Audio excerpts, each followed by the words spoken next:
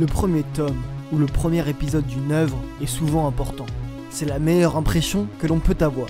C'est ce que l'on analysera dans cette vidéo. Bonjour et bienvenue sur Manga Adaptation.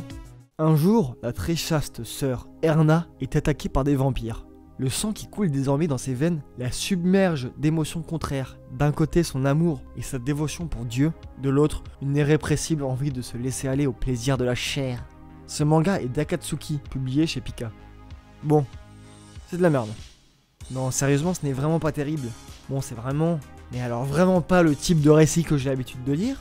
Pour être honnête, je n'arrive pas à trouver de l'intérêt dans ce manga, à part une légère excitation, possible par des gens fans de ça, quoi. Pour moi, c'est juste une histoire d'amour. Mi-cucu, mi-mazo, on dirait du 50 nuances degrés, assaisonné de religion et de questionnement sur la foi. Convertir quelqu'un et garder sa foi. En plus, si ça part en vieux triangle amoureux moisi du cul, c'est encore moins possible. Le pire, c'est que ça ressemble beaucoup à une sorte de relation maso où il a mort partout, comme si c'était un gigot d'agneau. Et il ne se passe pas grand chose en plus, donc c'est un peu chiant. Surtout que c'est mélangé avec de la niaiserie, genre la sœur très naïve, qui croit en l'amour. Bon là, ça a l'air de marcher, mais elle fait cela pendant qu'elle se fait dévorer la chair. La chair, oui, c'est ça.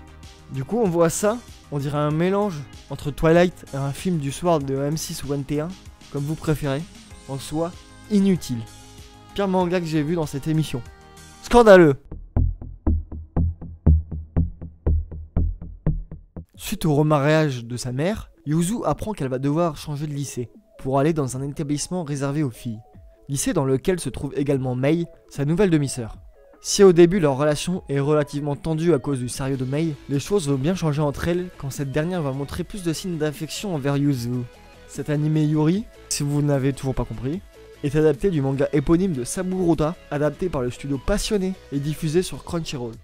Occupons-nous d'abord de la sexualité et de sa représentation, parce que c'est pas mal le sujet de cette œuvre quand même. On commence direct sur Yuzu qui parle avec ses amis de cul, et plutôt d'une manière directe. Ça donne le ton du récit et ça nous montre un aspect de la jeunesse actuelle assez décomplexé sur le sujet. Mais c'est en fait contrebalancé avec Yuzu qui faisait croire qu'elle l'avait fait alors qu'elle n'avait jamais embrassé quelqu'un. Comme si c'était quelque chose de négatif en société. Ben bravo. Dans sa nouvelle école, elle se fait toute belle et quand elle apprend que ce n'est pas possible de s'habiller comme cela, elle tombe des nues. Donc pour elle, l'apparence est quelque chose de primordial.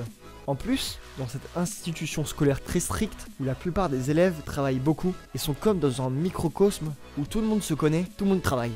Ce qui diffère avec les quelques élèves considérés comme des racailles qui cachent leur portable entre leurs seins, avec un peu de fanservice, voilà. Cela montre les deux facettes de cette jeunesse japonaise, l'une plongée dans le travail et l'autre avec ses amis qui fait tout le temps la fête. Ces deux facettes s'affrontent, notamment avec Yuzu et Mei, une tsundere et une yandere, qui est un peu cliché mais efficace. Bon, on va un peu parler de ce qui me dérange dans cet épisode. Déjà, on voit un prof embrasser Mei. Ça se passe dans un lycée. Elle est encore mineure en fait. C'est un peu de la pédophilie, hein. Mais bon, on est au Japon quoi.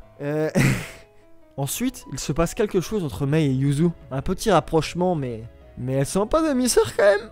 Ouais, c'est pas vraiment des sœurs, mais ce manga aime bien jouer avec les limites, dis donc.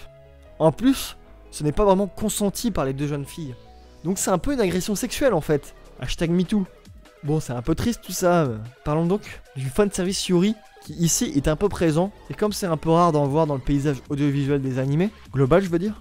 Mais par contre, pourquoi Yuzu se fait caresser par Mei en plein milieu de la cour? En plus, ça n'a pas vraiment de conclusion, ni de but, ni de justification.